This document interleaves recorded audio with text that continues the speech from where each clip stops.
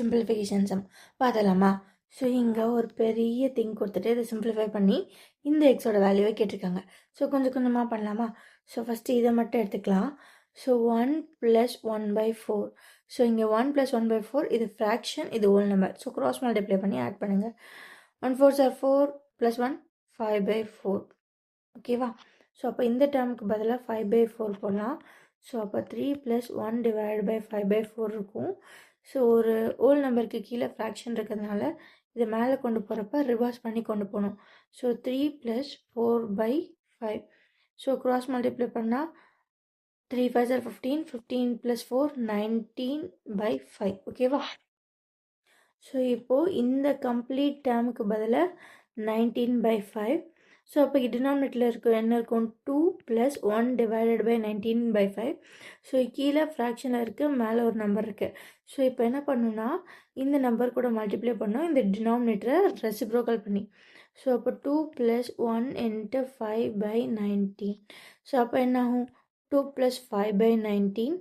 So cross multiply பண்ணால் 2 × 19 38, 38 + 5 43 / 19. So இந்த entire டேர்முக்கு பதிலாக நம்ம என்ன போட்டுக்கலாம்னா 43 / 19 போட்டுக்கலாம். இப்போ வந்து நம்ம டினாமினேட்டர் முடிச்சாச்சு, நியூமரேட்டருக்கு போகலாம். ஸோ இங்கே என்ன இருக்குன்னா 3 4/5. ஸோ இந்த மாதிரி மிக்சர்லேருந்து இம்ப்ராப்பராக மாற்றணும்னா இதை ரெண்டே மல்டிப்ளை பண்ணி நியூமரேட்டர் கூட ஆட் பண்ணணும். So 5 3s are 15, 15 + 4 19/5. ஸோ அப்போ இந்த டேர்முக்கு பதிலாக 19/5. ஸோ வேறு என்ன இருக்குது? 2 + 1 / 19/5. ஸோ இங்கேயும் 1 டிவிஷனில் ஒரு ஃப்ராக்ஷன் இருக்குது. ஸோ 2 + 1 இதை அப்படியே ரெசிப்ரோக்கல் பண்ணால் 5/19. ஸோ அது வந்து 2 + 5/19. அகெயின் க்ராஸ் மல்டிப்ளை பண்ணால் 2 × 19 38, 38 + 5 43/19. ஸோ இந்த நியூமரேட்டருக்கு பதிலாக 43/19 போடலாம். ஸோ அப்போ என்ன?